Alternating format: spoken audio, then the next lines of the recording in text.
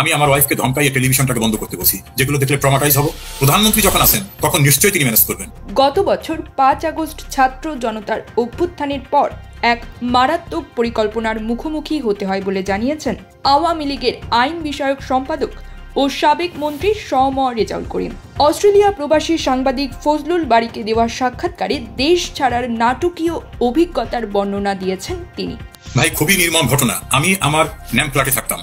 রেজাউল করিম জানান, 5 আগস্টের রাতে ঢাকার ন্যাম ফ্ল্যাটে একাই আটকে পড়েন।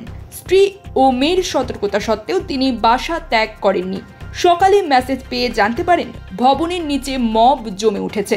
কেয়ারটেকার ও পিয়ন তাকে লাইট বন্ধ করে লুকিয়ে থাকতে বলেন। সেই সময় তার নাম ধরে খোঁজা হচ্ছিল। তিনি বর্ণনা করেন, প্রচণ্ড লাথিতে দরজা ভাঙার চেষ্টা হচ্ছিল। একসময় ছাত্র আন্দোলনের সাথে যুক্ত এক ব্যক্তি গোপনে তাকে উদ্ধারে আসেন। মাস্ক পরিয়ে অসুস্থের ভান করিয়ে রেজাউল ও তার পরিবারকে অ্যাপোলো হাসপাতালে নিয়ে যাওয়া হয়। টাকার অভাবে সিএনজি ভাড়া করতে পারেননি তিনি। মাছে ভাতে বাঙালি, আর সেই মাছ পেতে আসুন লন্ডন ফিশ নেটে। জি হ্যাঁ, ইস্টহ্যাম পুরাতন টাউন হলের সন্নিকটে আপনার প্রিয় মাছের সম্ভারে ভরপুর। আসুন, দেখুন, বাজার করুন ছোট বড় সব ধরনের মাছ।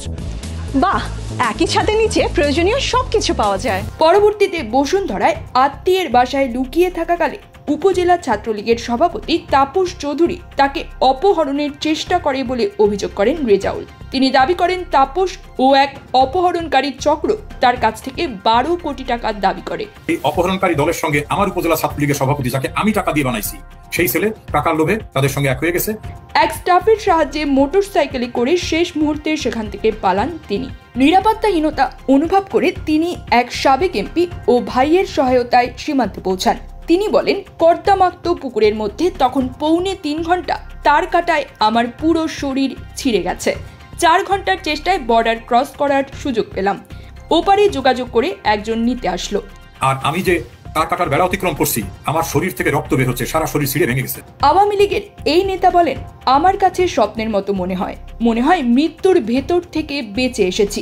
প্রতিটি স্তরে মনে হয়েছে আল্লাহ তার কুদরতের শক্তি দিয়ে আমাকে অতিক্রম করিয়ে এনেছেন। News desk, UKBD Times. আমার কাছে স্বপ্নের মতো মনে হয় যে মৃত্যুর ভিতর থেকে বেঁচে আসছি।